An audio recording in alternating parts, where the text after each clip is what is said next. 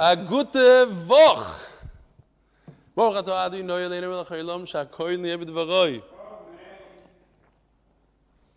How's everybody doing? Wow, nice olam over there. Naftali Rishel. Are you back in RBS? Oh, beautiful, beautiful.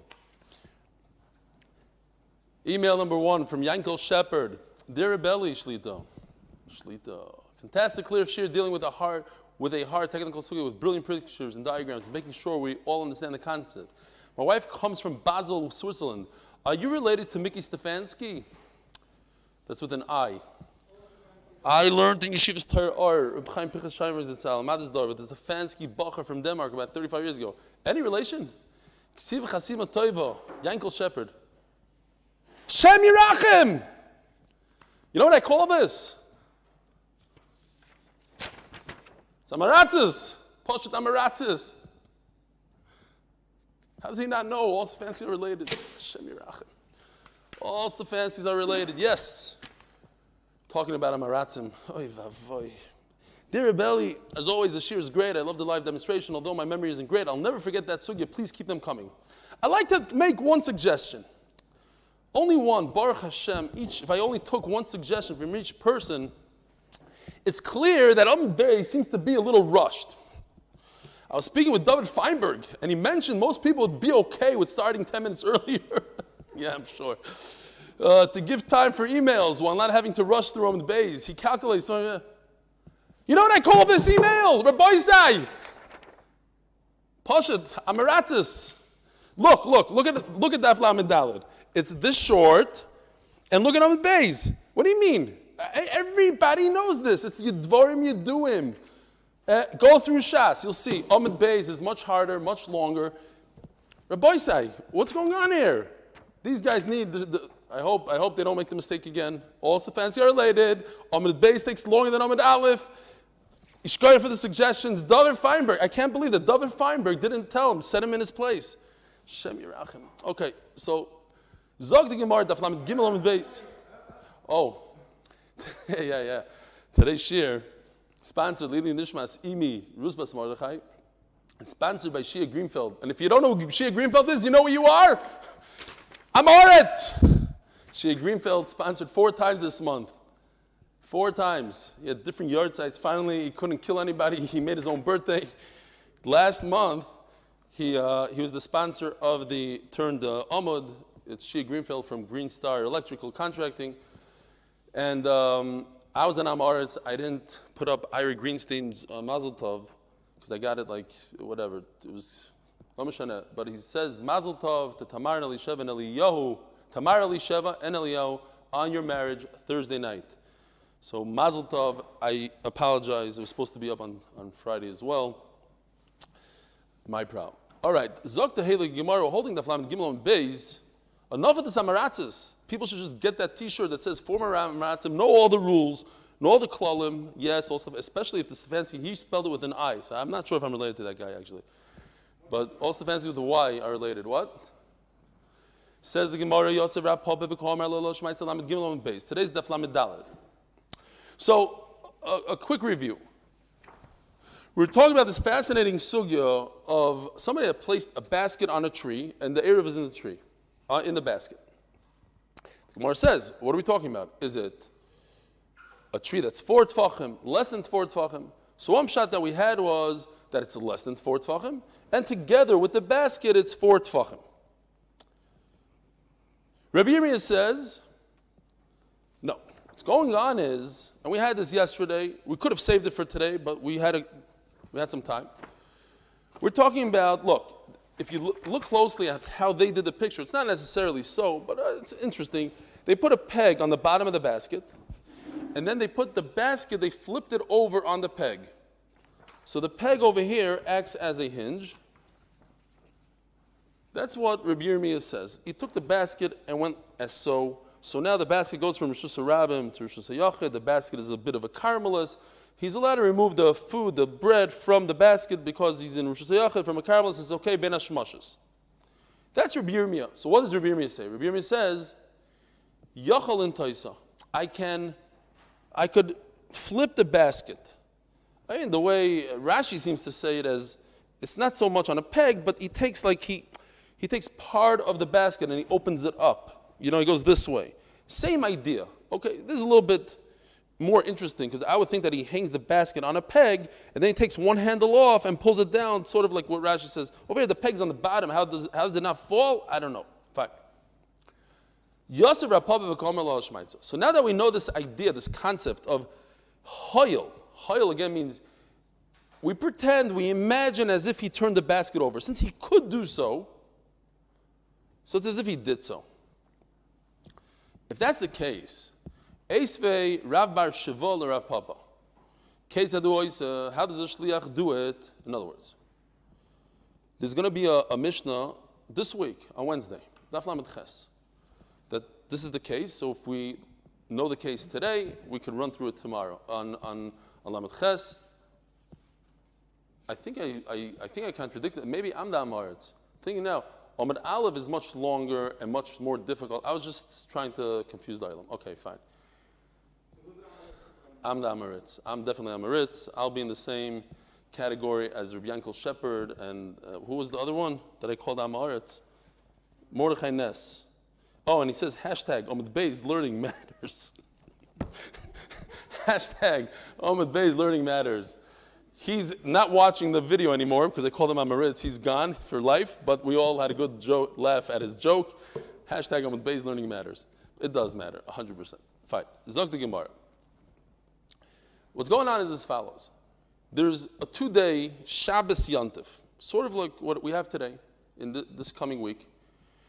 So either Yontif is on Friday, and then Shabbos is Shabbos, or the case where Shabbos is Shabbos, and Yontif comes on Sunday. Okay? Not like not like Rosh Hashanah this year, but let's talk about for a second. Both cases we're going to talk about.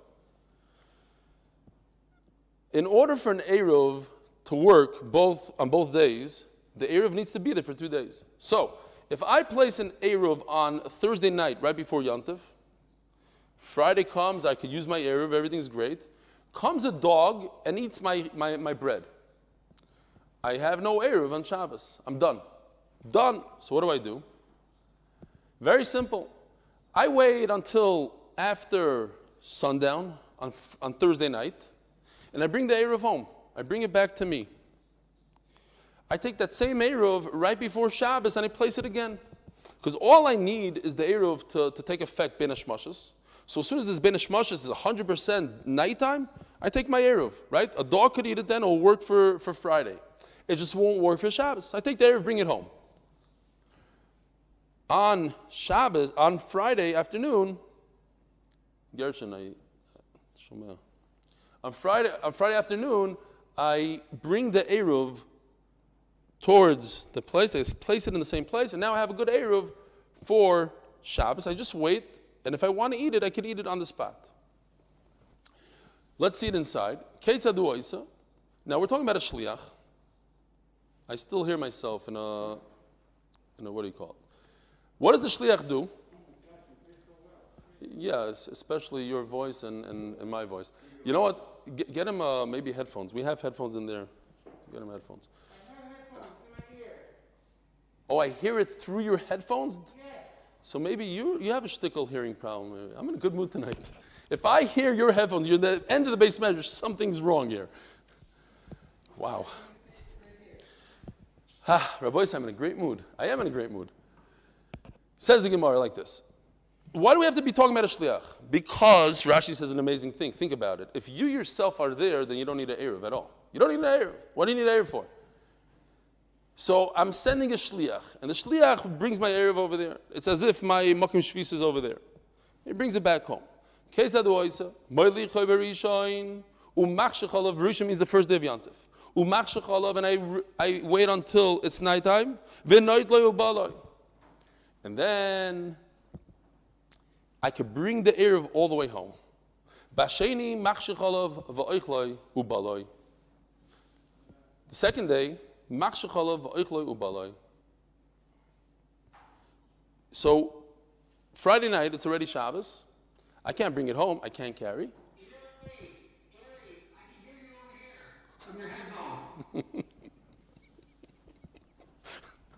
Leitzanos, Motzei Shabbos, Leitzanos. I set the stage for a bunch of Leitzanos. What's going on here? Boy, so we got to learn Torah. At least you can hear me now. You see my phone never hears me. I'm literally, I can't, I hate to say this, I can't wait for a seger till they send me back home, back into my little house. I don't have to deal with all these people coming without permission, and all these guys listening and driving, talking from the kitchen, talking in front of me. It's so, I'm like whatever. Anyway, I'm gonna be home soon. Just letting you know. Says the Gemara. Now, what happens if it's Shabbos? If Shabbos is the first, like today, Rosh Hashanah, this coming week, we have Rosh Hashanah, and then we have Sunday Yontif. You can't do anything about it. So you put your Erev there, Erev Shabbos. What happens if a dog eats it? Then you can't use it on Sunday. So what do? So you go check it out. You send a guy to look to make sure that the Erev is there, Motzei Shabbos, going into Yontif, and then it's a good Erev. But that's the only thing you can do. You don't have a good Eitzah. Okay. So ask the Gemara, but according to Rabbi Yirmiyah's svara, that halachically I pretend as if I turned the basket upside down and moved the basket. Amai. Nema kivin di boy amtuye. Since I have the ability to bring my Erev back to that place for Yontif, matzi mantele. So I don't have to. Now, think about it. Is there a difference between me taking a basket and turning it this way, 5 inches bottom, or taking my Erev and going 500 feet from my house to the place of the Erev? In both places, I'm moving it somewhere. I'm going from here to there, or from here to there. What's the difference? How much I'm going? And I'm allowed to pretend that I went from up on top in Rosh Hashanah down to Rosh Hashanah, to Rosh Hashanah, up on top from Rosh Hashanah down to Rosh Hashanah. I could pretend. So let me pretend that I went from Ramat Bet Shemesh to outside of Ramat Bet Shemesh. I'm pretending. Anytime I make an Eruv, says Rashi, any Eruv in the world, why do I even need to bring my challah, walk it and go 2,000 amas on Friday afternoon, schwitz it up and bring it over there? Let's pretend that I brought it over there. Everything's great.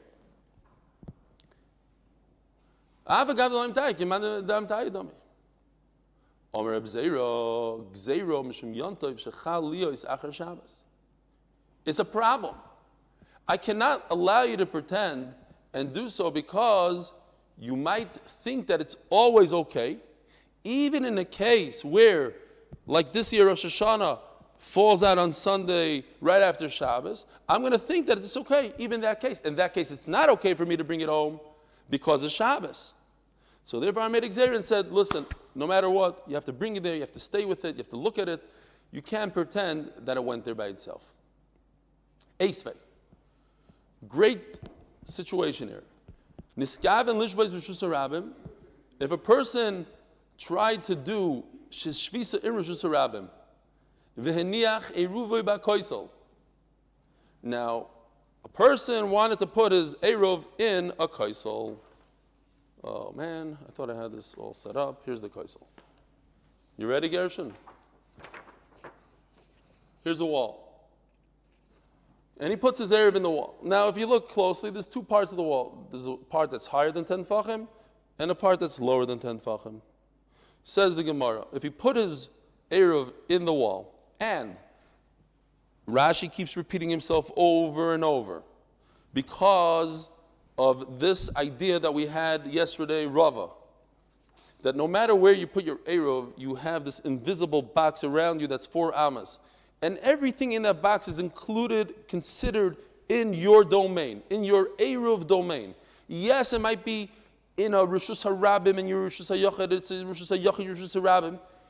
But when it comes to Eruv, we don't care. If you're next to your Eruv, and you are next to your Eruv because there's a box that goes around you and goes all the way up to the sky, so it's fine. So therefore, Rashi explains throughout the whole sugya that this Eruv is on a wall beyond your 4 amas. You don't have a box that includes your Eruv in your domain. Okay. Fine. So he wants to be on the bottom, on the ground over here. And he put it in a wall. If he put it in the wall, in this little guy over here. By the way, I finally figured out. It's not a salami. It's a bottle of red wine. Okay? To me, it looked like a salami from Romanian. If it's less than 10 tfachim, it's an eruv. Why? Because we're going to say that it's a Rishus HaRabim. Why is it a Rishus HaRabim? Because many people use it to unload their loads. And we said the other day that if a lot of people unload their loads, when it's exactly 9 tefachim, you have to say, let's see if he did a good job here. I don't see what he did. I don't know where this is, this line. But Rashi says, sorry, he does say it, 9 tefachim. I don't know if you could zoom in on this. Let's see, Gary, do this. 9 tefachim right where my finger is. More. Now they can read it. It says it's 9 tefachim. Why is it 9 tefachim? Because that's where people are able to unload their loads. Now we could see lamata ma'asar could mean 5, 6, 7. No, we're talking about that's where people unload. They readjust their knapsacks at 9 tefachim, not less than 9 tefachim. So it's a very exact amount, and therefore it turns the wall, the hole in the wall, the Chayr Rishus HaRabim, into a Rishus HaRabim. And you are also located in Rishus HaRabim, so you're in the same domain. Rishus HaRabim is perfect. Okay. But if it's above 10 tefachim, it's in this guy right over here. Ein Eruvei Eruv. Okay. It's not a good Eruv. Why? You're Rishus HaRabim. Your Eruv is Rishus HaYachid. Bein HaShmashis, at the millisecond that your Eruv has to be Chal, you cannot get that Eruv. You can't eat from it because you can't move something from Rishus HaYachid to Rishus HaRabim. There's not a Derabanan, it's a Deraisa. Therefore, your Eruv is not good. Now, I just want to warn everybody that there's a massive Rashi here. That's why this Amud is so small. And the Rashi, we're not going with the first Pshat in Rashi. We're going with the Lashon Acher Shomati V'ikar. It's the main Pshat. Why in the world the Mesifta chose the first Pshat? I don't know, but that's what they do sometimes. The Hard Scroll, on the other hand, goes with the Ikar Pshat. I'm just pointing it out. So if you're following with me and it doesn't make sense in your Mesifta, it's because they went with the first Pshat. At any rate, Niskaven Lishbois Beroish HaShoivach or Beroish HaMigdal. A guy, look at this, I love this picture. This is really not from Kol HaShon, this is my little rendition. Kol HaShon, Kol HaShon just had a box. I put the guy on the box. He had a bird on the box, I'm not sure why. It looks like a toilet. Public bathroom? No. So the guy decided to take his residence on Shabbos on top of a shoivach. So in other words, he's high up. Or Beroish HaMigdal, on top of a dresser, a box. Now, so according to Rashi's second pshat, not the first pshat, Rashi in the first pshat says a beautiful pshat. I wish we would go by that, but we're not. Rashi in the first pshat says that he goes down and he can walk. I forgot to mention also before, we're talking about pachas, if his Eruv is outside of his little box that Rava talks about, so we have to say that he brings it to himself less than 4 amas, and that's okay during Ben Hashmashas, because it's the Rabbanon, and that's okay. So now, anyways, according to Rashi, he's up on a Rishus HaYachid. Now, where's his Eruv? His Eruv is up.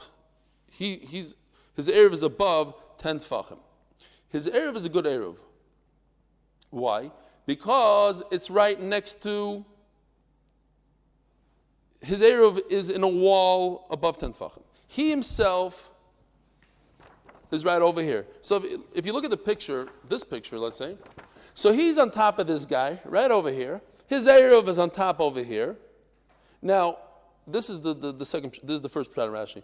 The second pshat of Rashi. This would be closer over here.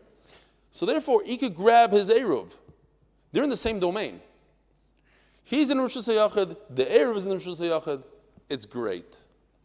This is problematic because there's a Rishus HaRabim on the bottom, and we said already you're not allowed to carry something from a Rishus HaYachid to a Rishus HaYachid, from here to here, when there's a Rishus HaRabim on the bottom. That's what Rashi's second shot is, that it's close by.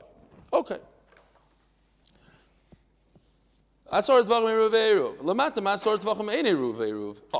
So now, he's sitting, this guy is a Meshuggah, right? We're not talking about a guy that's 100%. He's sitting on a birdhouse the entire Shabbos. That's where he decided he wants to hang out for Shabbos. Great. Now, If his Eruv is below him, he has a problem. How is he going to get his Eruv? Says the Gemara, what's the problem?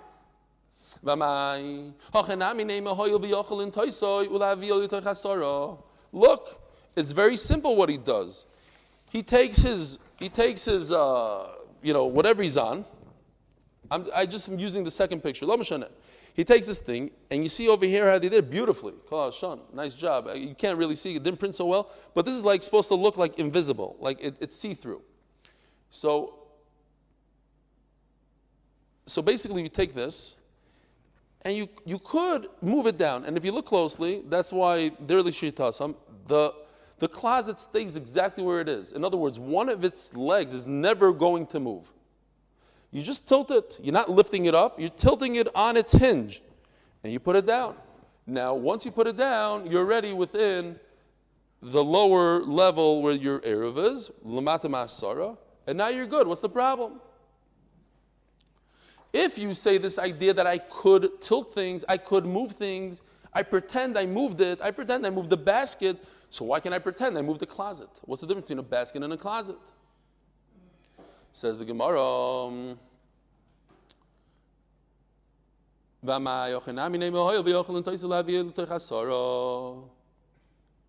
now if he brings it down, what is this called right over here if he brings it down? Is it over here is Rosh Hashanah? This whole area is Rosh Hashanah. What is this part of the closet called when he brings it down to the ground? Anybody? A Carmelis. It's not Rosh Hashanah. Rosh Hashanah has to be 10 tvachim high, 4 tvachim wide. It's no longer 10 tvachim high. It's on the ground. So it becomes a Carmelis. But a Carmelis is fine. I could go from my Carmelis to Rosh Hashanah to grab my bread that's next to me.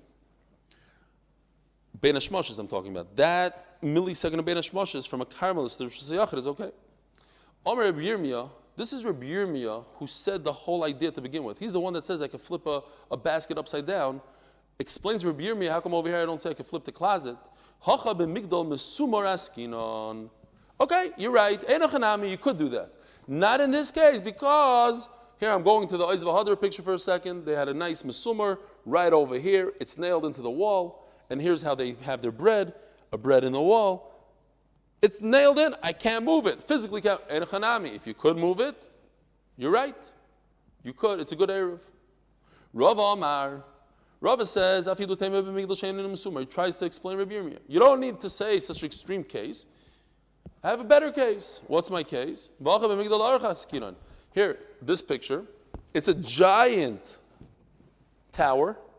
And therefore, after I move it downwards, you see this nice box, this box of the Dalet Amos. That's my Rishus, right? Everybody, Rava holds the Shitasai.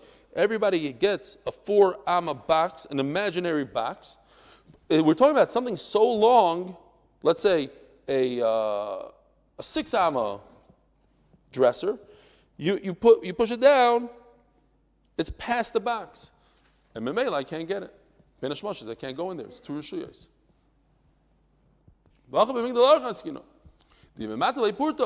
If I lower it a little, it's going to move. The top of it is going to be outside of Dalet Amos. Says the Gemara, Says the Gemara, what case are we talking about?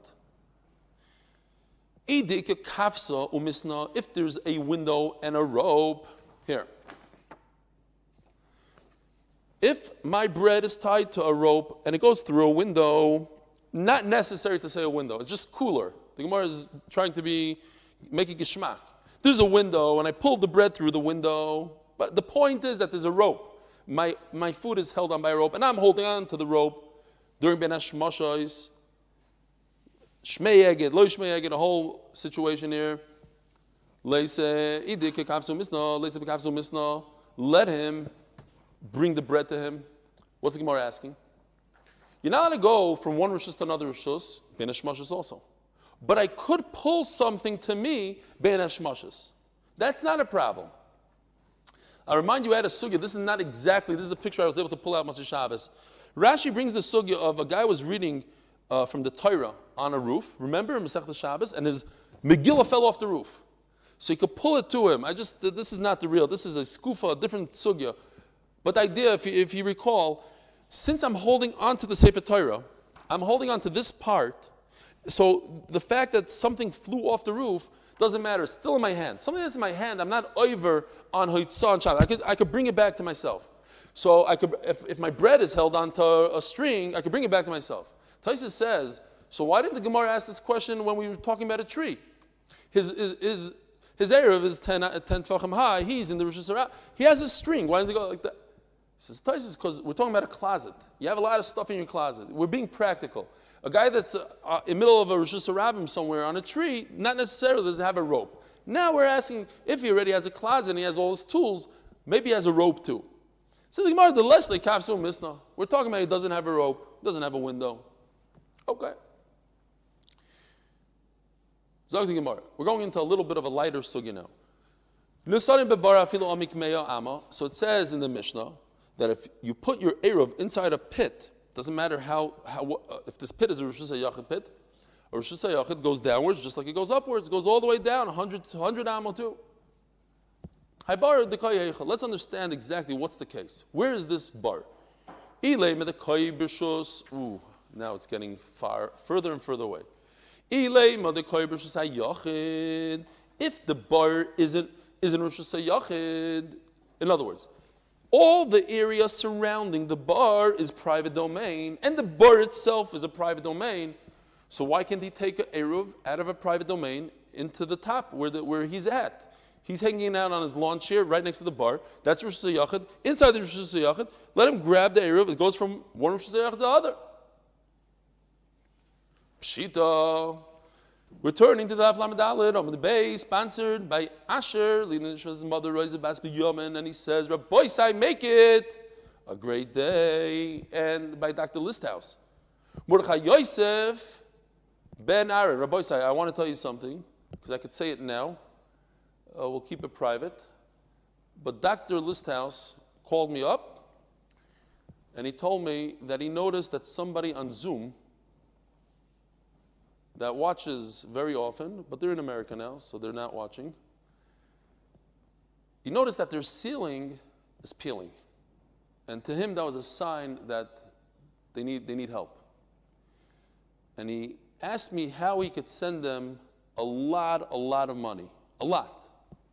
It's unbelievable. It gave me tremendous chizuk, like the camaraderie that the Chevra have. He doesn't know the person, but he sees the person on Zoom. Everybody's thinking to themselves, okay, now I'm going to start making things in my ceiling. But Rabbi Sai, take it easy. But we have a lot of tzaddikim around, and unbelievable. Anyways, I hope he doesn't kill me for saying this. But he didn't want that person to know, and a whole thing. But that person, Be'ez Hashem, is not going to watch it later on, so we're good. Zog the Gemara. Pshita, Rosh Hashanah Oila Ad L'Rikiya. Rosh Hashanah goes all the way up to the sky. And V'chiyeicha the Salkil Eil, just like Rosh Hashanah goes all the way up to the sky, Yochanabi the Nachta L'Tachas, and so too, the Rosh Hashanah goes all the way down to China. If you can dig as long, as far, deep as you want, all the way to the next, whatever's on the other side of the planet, you will be going, it's always Rosh Hashanah. Just like Rosh Hashanah goes all the way to the sky, it goes down. So what's the nafkamina? You're sitting right next to the Rosh Hashanah. Ella. Here's the Rosh Hashanah picture. So if you're sitting over here, your bar is a Rosh Hashanah. It doesn't matter how deep the bar is, it's always a Rosh Hashanah. Ve'ela the Koy Rosh Hashanah. So let's pretend this area is Rosh Hashanah and your bar is Rosh Hashanah. It's a big problem. Depends what. The Niskav Boiseicha, where does he want to be? Where does he want to take up residence on Shabbos? On top? Ilamala? Who? So this Eruv would not work. Why? He's above. His Eruv is in Rosh Hashanah. He's in Rosh Hashanah. Ben Hashmoshes, he wasn't able to grab it. It's from Rosh to Rosh, not a good Eruv. Ilamata, if the guy decided to be crazier than the guy that's hanging out on the Shoivach, he wants to hang out in a pit the entire Shabbos. Pshita. So okay. So what if everything around him is Rosh Hashanah, but in the pit is Rosh Hashanah, and he's kaina makam shvisa in the pit? together with his Eruv. It can't get any better like that. He's literally with his Eruv. Why is that? What's the problem with that? Says the Gemara, all this around here is a Carmelis. It's a field. It's just an open area. It's not a Rosh Hashanah, not a Rosh Hashanah. It's a Carmelis. And he wanted to be in the Carmelis. So he wanted to be in a Carmelis, and during Ben Hashmashos, could he grab his Erev during Ben Hashmashos? According to Rebbe, yes, because to take something from a Rosh Hashanah and bring it to Rosh Hashanah into a Carmelis during Ben Hashmashos is only the Rabbanon, and the Rabbanon is not a problem, according to Rebbe. Anything that's Issa the Rabbanon, like bringing something from a Rosh Hashanah into a Carmelis is only the Rabbanon, like Gazru Olav Ben Hashmashos. So therefore, it's a perfect Eruv. But Rabbanon hold that you can't do so, and therefore, according to Rabbanon, this wouldn't be a good Eruv.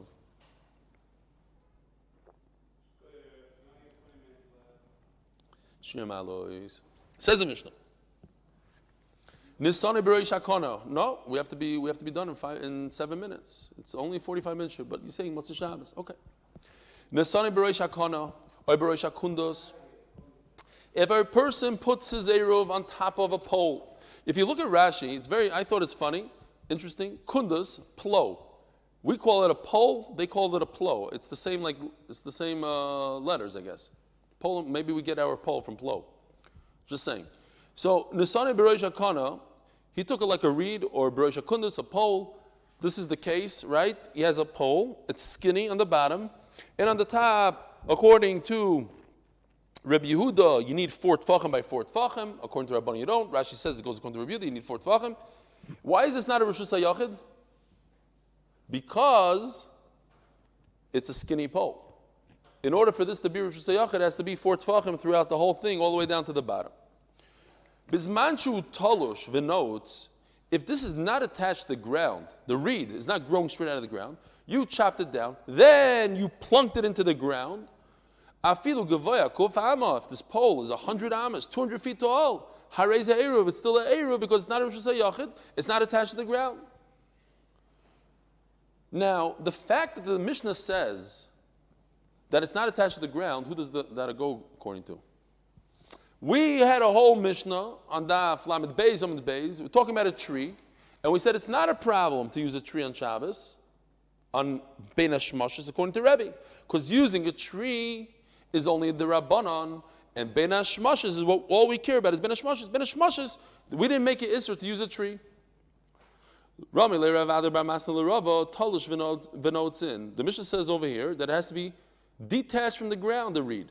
Loi talush v'notes loi. But if it was attached to the ground, it wouldn't be a good Eruv. Why? Mani Rabbanani. Because this goes according to Rabbanan who say you cannot take something off a tree on Ben Hashmashos. The Amri called Avashum Shum Shvus goes to Ben Hashmashos. Now, let's just stop for a second. I need to tell the Olam this. I don't know if everybody's familiar. You see this Mishnah over here?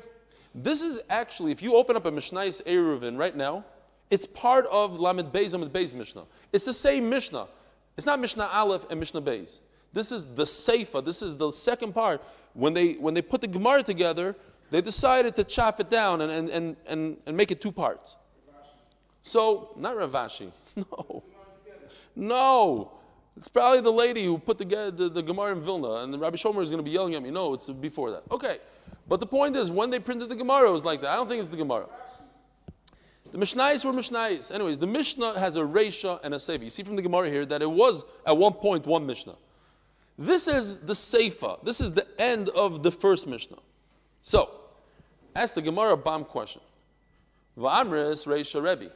You gave me a whole speech, and you told me the other day that the first part of the Mishnah, the Mishnah that we learned on Friday and Thursday, where a person places his bread 10 tefachim above the ground, less than 10 tefachim above the ground. We said that the whole Mishnah goes according to Rebbe, that since during Ben Hashmashos I'm permitted to use a tree, the whole Isser is to use a tree on Shabbos, but Ben Hashmashos, since it's a Rabbanon, I'm permitted to use the tree. And therefore it's a good Eruv.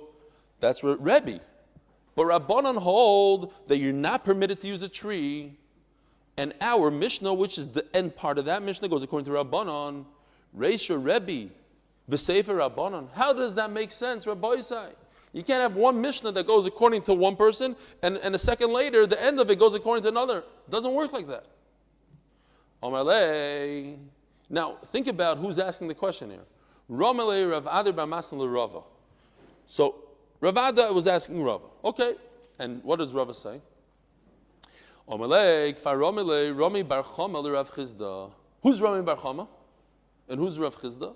So, Romi bar Chama is Rav Chizda's son-in-law. But guess what? So is Rava.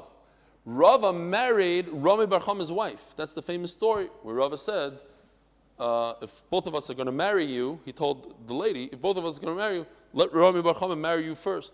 And so it was. Rami bar Chama married her first. Rami bar Chama was nifter, and then Rava married her. So I'm saying it's interesting. Says Rava, my father-in-law, Rav Chizda, already answered my brother-in-law. Well, he's not really, I don't think they were ever brother-in-laws, but my wife's ex-husband, Rami bar Chama Rav Chizda, V'shanile, and my father-in-law Rav Chizda answered, Reisha Rebbe v'Sefer Rabbanon. We have no choice. It's very difficult to understand, but when you have no choice, you have no choice. Yes, the first part of the Mishnah is Rebbe, the second part of the Mishnah is Rabbanon and Malasot. We try to avoid that as much as we can.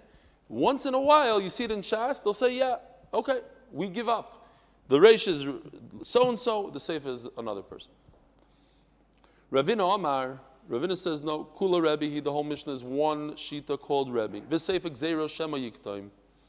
We're talking about reeds here, and when you bend a reed, you might break it. Now Rashi says, if you look at Rashi, Rashi uses the word Vadahi.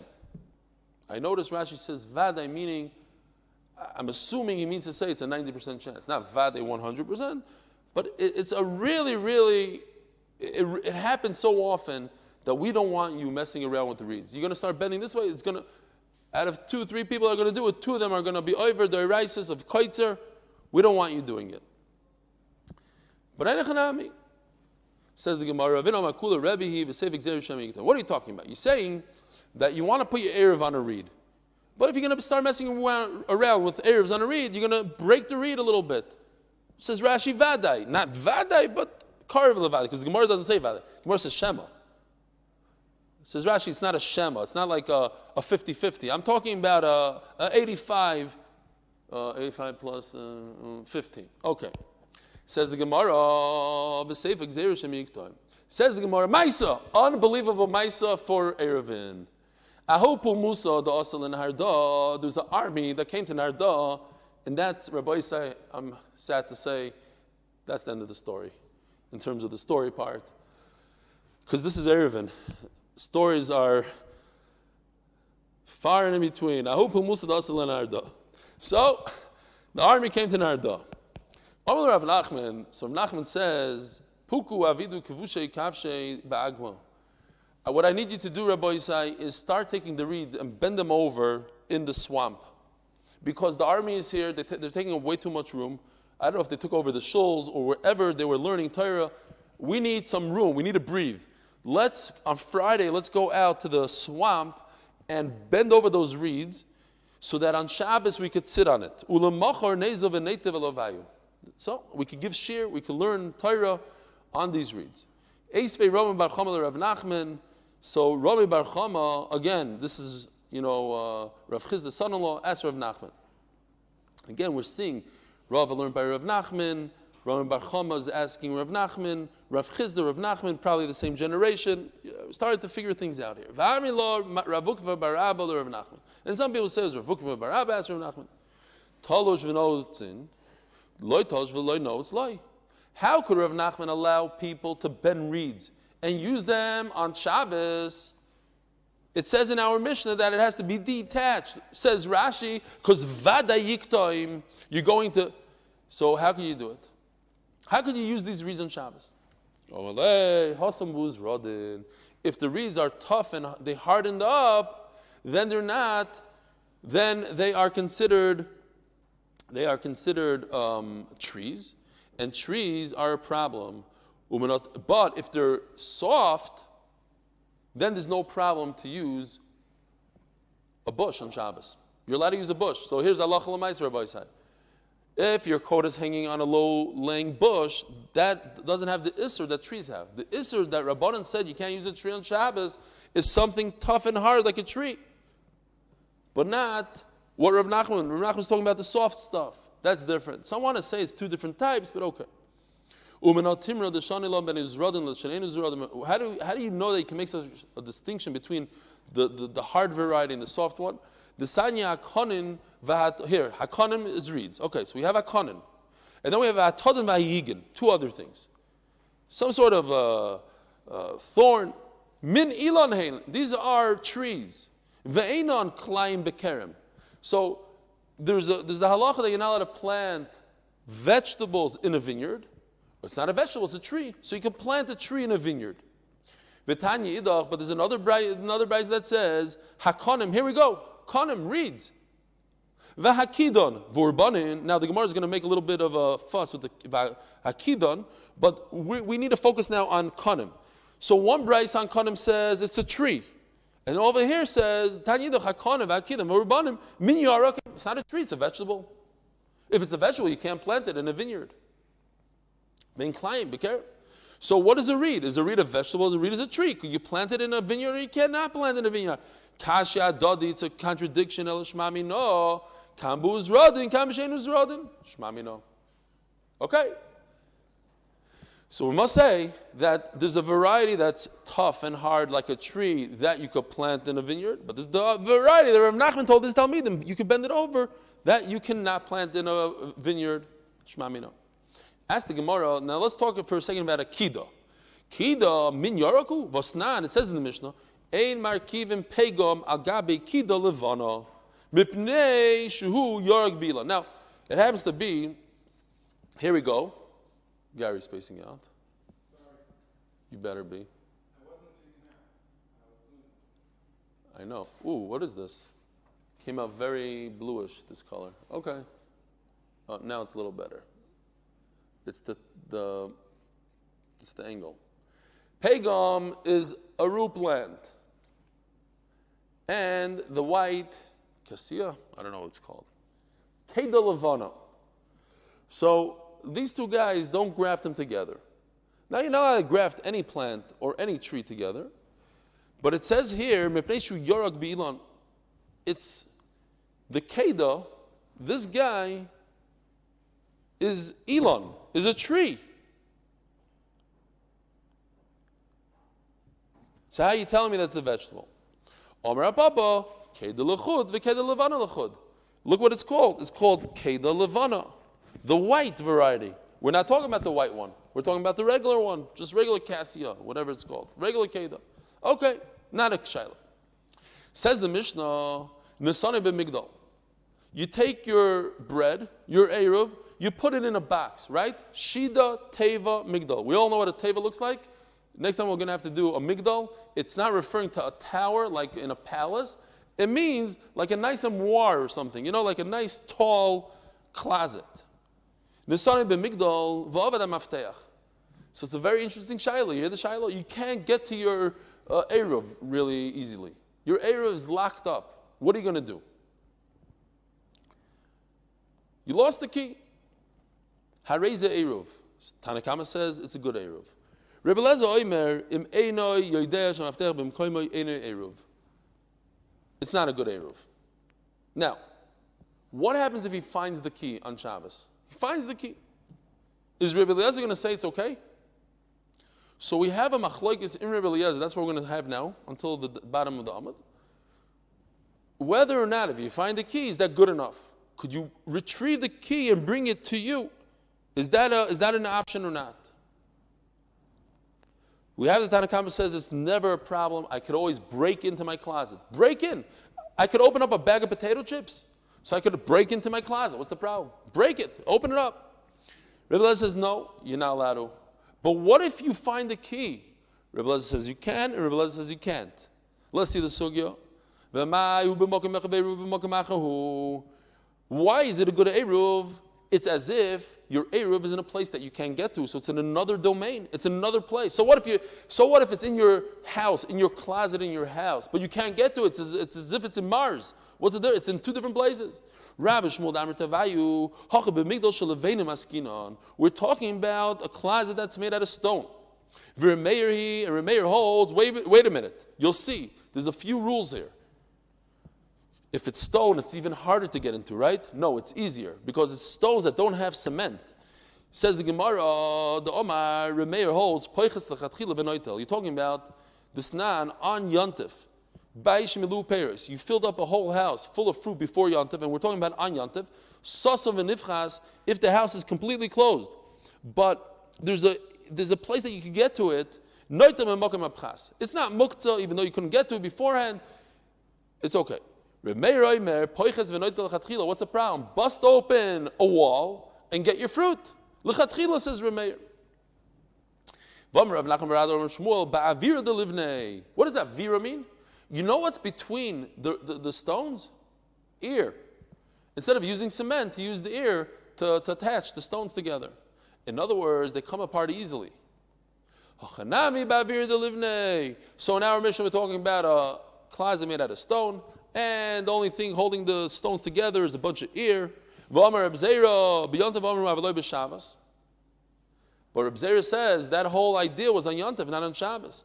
So it's amazing. We're holding in the middle of Masechta Seir and Daf Amud Beis, and the Masechta is basically talking about a Shabbos. The whole Masechta is Shabbos, Hilchos Shabbos, right? Eruv for this, Eruv for that, Hoitzam Rishus L'Rishus, etc. And now the Mishnah on Daf Amud Beis is talking about Yontif. Doesn't really fit in here, but I guess it's the same theme. So talking about Yontif. Yontif Amar, V'loi B'Shabbos. Chana maybe Yontif. Yeah, we're talking about Yontif. Ihachi. Hainu, if we're talking about Yontif, bomb question. Hainu K'tara Lo Rebbe Lezer Omer in Bir Avad Eruv Eruv. So over here we have Rebbe Lezer that says that if his key got lost in a city, it's a good Eruv. Vim Basada Avad Ein Eruv Eruv. So in a city, as the Gemara is going to explain, I could go from place to place. I could jump from rooftop to Karfif to this. It's all within one area, one domain. So Mela, if I find the key, I could bring it there. So Mela, it's a good Eruv. Then B'yantov, asked the Gemara, but why if I find it in a field, if I lost my key in the field, I cannot bring it back and open up my closet. So therefore, it's not an Eruv, but it's Yantif. Mali Sadeh. What's the difference between a city and a field? Ayontav I'm allowed to carry. Daf Lamed Hey Amud Aleph. Says the Gemara, Chasuri Mechser of Achikitani. Yeah, you're right. You have to fit in a few words here. We, in the time of the Gemara, we understood it. If you don't understand it, we'll help you out. Vachikitani. Nisani b'migdal v'noal b'fanav adam ha'mftech. You put it in a large closet and you locked it up and the key got lost. Hareza Eruv. That's a great Eruv b'medvar mamurim b'yontav. Al b'Shabbos ein Eruv Eruv. But on Shabbos, it's not a good Eruv. Nimtza mafteach. But what if you found the key? Bein be'ir, bein basada, ein Eruv Eruv. It's not a good Eruv. Rebbe Lezer Omer, be'ir Eruv Eruv. In a city, it is a good Eruv. Basada ein Eruv Eruv. Why? Be'ir Eruv Eruv. Why is it a good Eruv if you find the key in a city? Ki Reb Shimon. He holds like Reb Shimon the Omar. You could jump from a rooftop to Chatzer to Karfaf. You know those open areas. This is considered one Rishus. And Mela, the whole city, I could get my Eruv, I could get the key all the way to the closet, and therefore it's a good Eruv. Besada ein Eruv Eruv. A Sada is considered a Carmelis. And could I carry from a Carmelis to my Rishus HaYachid on Shabbos? No. But we're not talking about Shabbos, we're talking about Ben Hashmashes. Could I carry from my Carmelis to my Rishus HaYachid Ben Hashmashes when the Eruv is Chal? Yes or no? Depends. Ki Rabbanon. Rabbanon hold you cannot.